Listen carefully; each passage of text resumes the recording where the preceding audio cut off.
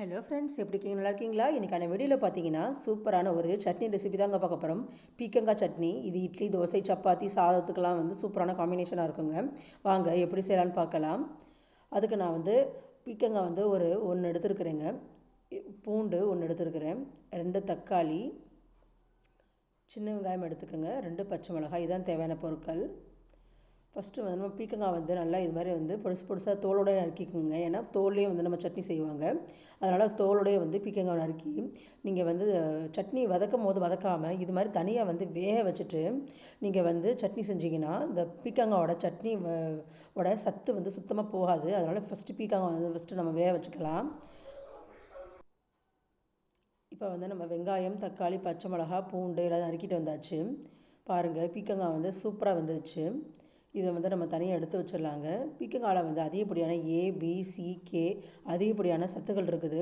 உடம்புல ரத்தம் ஓடுறதுக்கு தேவையான எல்லா விதமான சத்துக்களும் இந்த சட்னியில் இருக்குங்க. இப்போ வந்து சட்னி செய்ய ஆரம்பிச்சிடலாம். இப்போ ஒரு இரும்பு கடாய் எடுத்துருக்கிறேன். அதில் நான் நல்லெண்ணெய் சேர்த்துக்கிறேங்க. இப்போ வந்து நல்லெண்ணெய் காஞ்சிடுச்சு. இந்த சமயத்தில் நம்ம வந்து கடுகு சேர்த்துக்கலாம். கடுகு நல்லா பொரிஞ்சு வந்ததுக்கப்புறம் வந்து எந்த ஒரு பொருளையும் சேருங்க. இப்போ கடுகு நல்லா பொரிஞ்சிருச்சு. இப்போ வந்து நம்ம உளுந்து வந்து சேர்த்துக்கலாம். இந்த சட்னிக்கு வந்து உளுந்து வந்து கொஞ்சம் அதிகமாக சேர்த்துக்கோங்க. இதை வந்து நல்லா வந்து பொன்னிறம் வரும் வரைக்கும் வந்து நல்லா வறுத்தெடுத்துக்கோங்க. ரொம்ப வந்து கருக விட்டுற வேண்டாம். இந்த ஸ்டேஜில் வந்து நம்ம வந்து கருவேப்பிலை வந்து சேர்த்துக்கலாங்க. பச்சை மிளகா உங்கள் காரத்துக்கு தகுந்த மாதிரி போட்டுக்கோங்க. இதையும் வந்து நல்லா வறுத்தெடுத்துக்கலாம். இந்த மிளகா கருவேப்பிள்ளையோட வாசனை வந்து இந்த சட்னிக்கு வந்து கூடுதலான டேஸ்ட் கொடுக்கும். இப்போ வந்து நம்ம சின்ன வெங்காயம் வந்து சேர்த்துக்கலாம். நறுக்கி வைத்த 2 தக்காளி இதையும் வந்து சேர்த்துக்கலாங்க. இதையும் வந்து கொஞ்சம் லேசாக வந்து வதக்கி விட்ருங்க.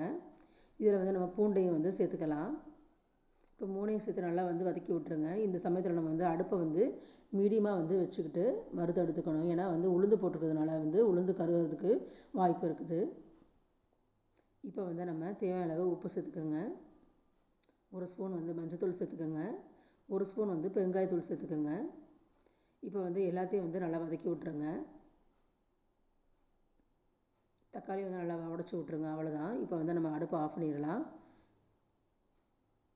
இப்போ வந்து நம்ம வேக வைத்த பீக்கங்காய் வந்து ஆஃப் பண்ணதுக்கப்புறம் வந்து சேருங்க. ஏன்னா ஏற்கனவே பீக்கங்காய் வெந்துருச்சு. லேசாக தக்காளி வெங்காயத்தோட இந்த மசாலாவோட வந்து சாந்து வரும்போது சட்னி அரைக்கும் போது வந்து ரொம்ப டேஸ்ட்டாக இருக்கும். வெறுமனே வதக்காமல் போட்டிங்கன்னா வந்து பச்சை பச்சையாக இருக்கும். அதனால் வந்து கொஞ்சம் வதக்கி எடுத்துக்கோங்க. வதக்கும் போது அடுப்பை வந்து ஆஃப் பண்ணிட்டு வந்து வதக்கணும். இப்போ வந்து நம்ம ஆற விட்டாச்சு. இப்போ வந்து ஒரு மிக்ஸி ஜாருக்கு இதை வந்து மாற்றிக்கலாங்க. காயெல்லாம் வந்து சாப்பிடாத குழந்தைங்களுக்கு வந்து இது மாதிரி வந்து சட்னி செஞ்சு கொடுத்தீங்கன்னா அவங்களுக்கு வந்து பீக்கங்காய் சேர்த்துருக்கோங்கிறது தெரியவே தெரியாது. கொஞ்சம் தண்ணி ஊற்றி அந்த தண்ணியை வந்து இந்த சட்னியில் வந்து சேர்த்துக்கோங்க. இதையும் வேஸ்ட் பண்ணக்கூடாது இல்லையா? ஸோ சட்னி அந்த தண்ணியில் வந்து மீதிய சத்துகள் வந்து இருக்குங்க. இப்போ வந்து பாருங்கள், சூப்பராக அரைச்சிட்டு வந்தாச்சு. இந்த சட்னி வந்து இட்லி, தோசை, சப்பாத்தி, சாதத்து கூட சுட சுட சாதத்தில் வந்து போட்டு சாப்பிட்டிங்கன்னா அவ்வளோ டேஸ்ட்டாக இருக்கும். ஓகே ஃப்ரெண்ட்ஸ், இந்த வீடியோ பிடிச்சிருந்தா லைக் பண்ணுங்கள், ஷேர் பண்ணுங்கள், சப்ஸ்கிரைப் பண்ணுங்கள்.